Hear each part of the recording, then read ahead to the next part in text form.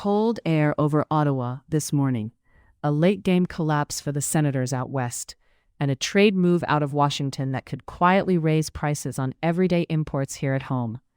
Later in the brief, what Canada is betting on with new critical minerals deals, and what that signals about where global trade is heading.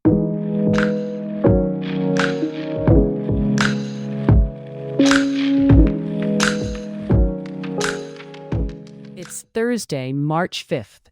Ottawa weather first, mainly cloudy and cold today, with a high near -0 degrees Celsius and a low near -8. And on the road, the Senators let a strong start get away from them in Edmonton. Ottawa carried a 4-2 lead into the third period, but a mix of self-inflicted mistakes and a late Oilers push sent it to overtime, where Edmonton won it 5-4. Leon Draisaitl was the driver for Edmonton with a 5-point night, and Evan Bouchard scored the overtime winner. One of the stranger turning points, an own goal deflection that ended up in Ottawa's net. After the game, forward Drake Batherson pointed to Ully making key saves to keep them in it. Turning now to the bigger stakes and the main threat today, trade, tariffs, and what could change within days. The U.S. Treasury Secretary, Scott Bessent, says the Trump administration is likely to raise its temporary global import tariff from 10% to 15% sometime this week. This comes after the Supreme Court struck down the administration's previous global tariffs that had been imposed under a national emergencies law. So the White House is using a different tool in the short term, a 150-day tariff under Section 122 of the Trade Act of 1974, initially set at 10%.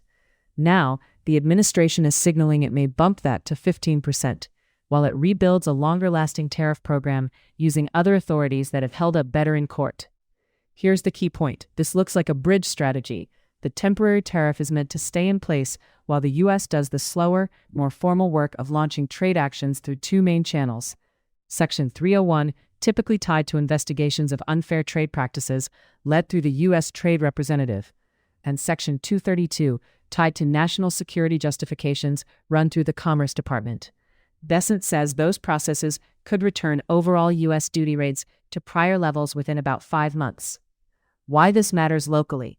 Even when a tariff is U.S. policy, it can ripple quickly into Canadian supply chains, especially for small firms that move parts, packaging, tools, and finished goods back and forth. And the uncertainty itself can be a cost. Pricing, inventory decisions, and contract terms all get harder to lock down. That uncertainty is showing up in Canadian business sentiment already. A new report from the Canadian Federation of Independent Business finds 52% of small business owners surveyed agree the U.S. is no longer a reliable trading partner, and 75% say tariffs have strained relationships with U.S. partners or clients, up from 49% a year earlier. The CFIB says repeated rounds of tariffs and policy swings are driving the whiplash, and it's urging Ottawa to do more to support small businesses as the next CUSMA review approaches. The risk here is less about one number, 10% versus 15%, and more about the direction of travel, a tariff structure that's being rebuilt to be more durable and potentially broader over the next few months. Mid-brief marker, if you're keeping one timeline in mind today, it's this week for the possible jump to 15% and the next 5 months for the sturdier tariff rebuild. Against that backdrop, Canada is also pushing harder on trade diversification and on the raw materials the world is fighting over. Prime Minister Mark Carney, speaking to Australia's Parliament, framed Canada and Australia as middle powers with convening influence in what he called a post-rupture world.